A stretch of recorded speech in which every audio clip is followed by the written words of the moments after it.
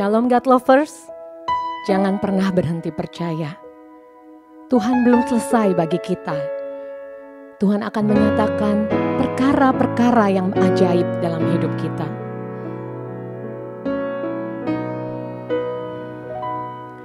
Tak sekalipun melupakanku, kau menuntun langkahku. Ku tak pernah sendiri, kau tak tinggalkanku.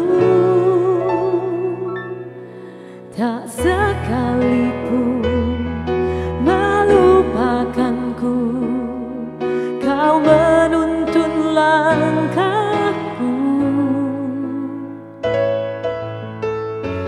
Ku tak pernah sendiri, kau tak tinggalkanku. Ku tak akan pernah menyerah sampai ku lihat kau bekerja. Ku percaya mujizat kan nyata. Ku takkan berhenti percaya. Ku tak akan pernah menyerah sampai ku lihat kau bekerja. Ku percaya mujizat kan nyata. Ku takkan berhenti percaya. Ku takkan berhenti percaya. Ku takkan berhenti percaya.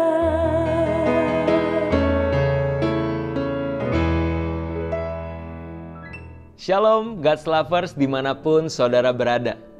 Jumpa lagi bersama saya Randy Chandradinata di dalam program Words from Heaven.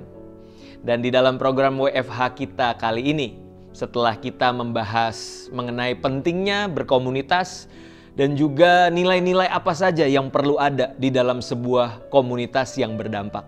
Nah, berikutnya kita akan membahas salah satu nilai yang perlu ada di dalam sebuah komunitas yang berdampak, yaitu komunitas yang berbagi hidup.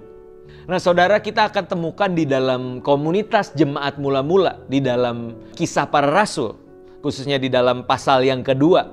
Di situ dijelaskan bagaimana ciri-ciri dari komunitas jemaat mula-mula yang berdampak. Di ayat yang ke-42 dan ayat 46 menarik, di sana dikatakan demikian.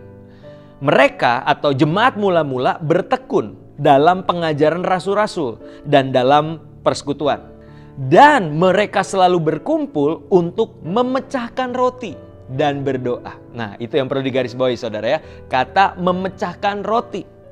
Lalu di ayat 46 kembali ditegaskan.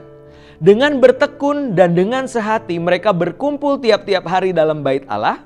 Mereka memecahkan roti di rumah masing-masing secara bergilir dan makan bersama-sama dengan gembira dan dengan tulus hati. Salah satu ciri khas dari jemaat mula-mula yang berdampak itu adalah mereka punya satu kebiasaan, yaitu berbagi roti, saudara. Ya, bagaimana mereka mau duduk bersama di satu meja makan, lalu mereka mulai memecahkan roti. Artinya ada fellowship di sana dan mereka mulai saling berbagi hidup. Nah, ini yang sebenarnya penting untuk ada di dalam sebuah komunitas, saudara. Karena seringkali bicara tentang pergerejaan ya, ada momentum di mana jemaat itu datang lalu sekedar beribadah dan sehabis itu pulang, saudara. Tidak ada sebuah hubungan yang terbangun, tidak ada sebuah jalinan persahabatan di mana mereka mau berbagi hidup satu dengan yang lain. Padahal justru saya percaya saudara, ada sebuah kekuatan saat orang mau duduk bersama, berbagi makanan, berbagi roti yang mereka punya dan mulai berbagi hidup. Karena dari situ mulai terbuka saudara.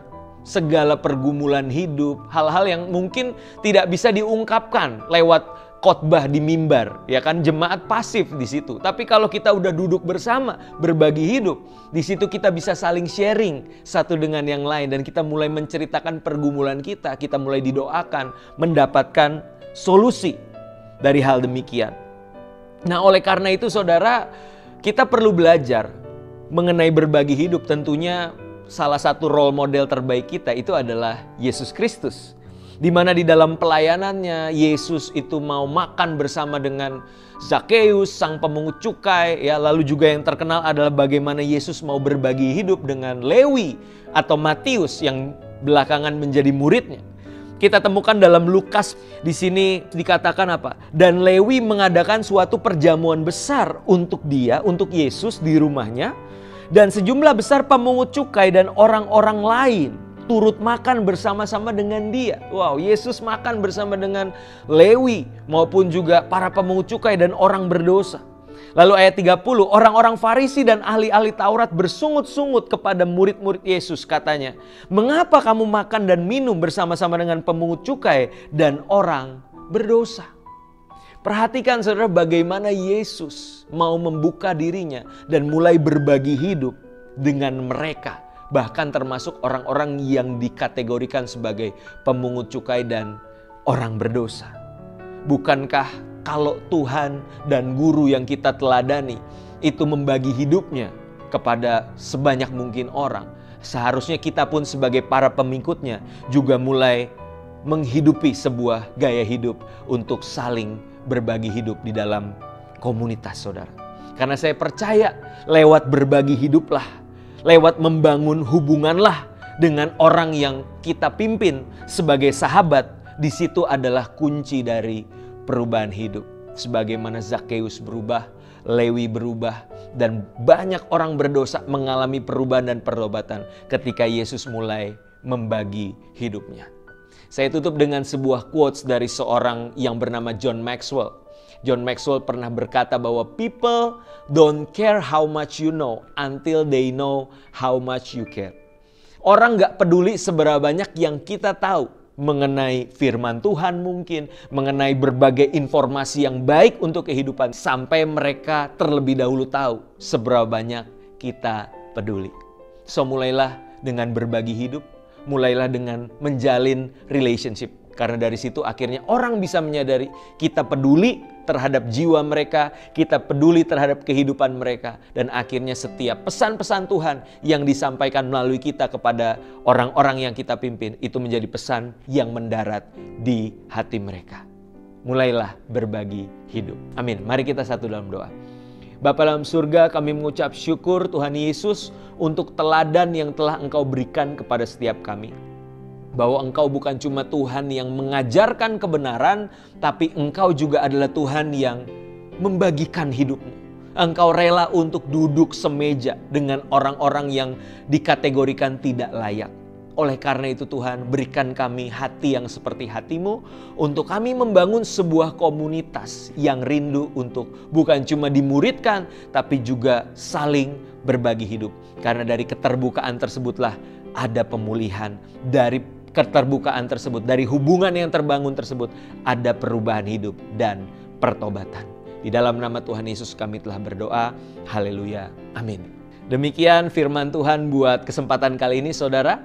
Dan buat setiap God's lovers dimanapun saudara berada, ketika saudara merasa diberkati, mari bagikan link YouTube dari renungan ini kepada saudara-saudara, kerabat, dan juga teman-teman yang lain. Supaya mereka pun diberkati oleh Tuhan. Terima kasih, Tuhan Yesus memberkati.